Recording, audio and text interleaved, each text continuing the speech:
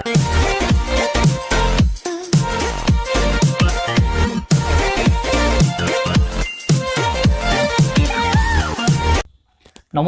মই ঋতুপৰ্ণ আৰু আপোনালোকে চাই আছে আৰবি ইনফোটিউব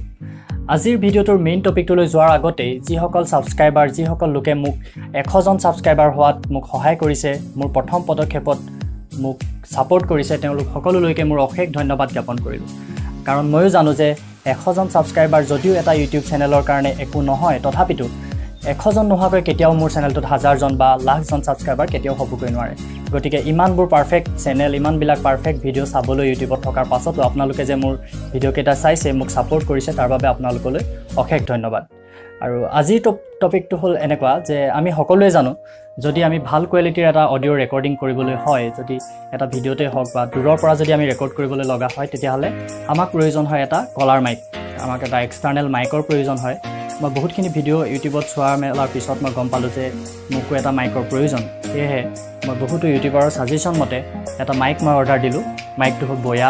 বয়াৰ অমনি ডাইৰেকশ্যনেল এইটো মাইক মই এমাজনৰ পৰা অৰ্ডাৰ দিছোঁ আৰু ই কেনেকুৱা হয় কেনেকুৱা ধৰণৰ সাউণ্ড কোৱালিটি দিয়ে এতিয়াও মই নাজানো ইয়াক মই পেকেটটো খোলা নাই গতিকে আপোনালোকৰ আগত আজি মই ইয়াক আনবক্সিং কৰিম আৰু দেখুৱাম ইয়াৰ সাউণ্ড কোৱালিটি কেনেকুৱা হয় ভিডিওটো চাই থাকক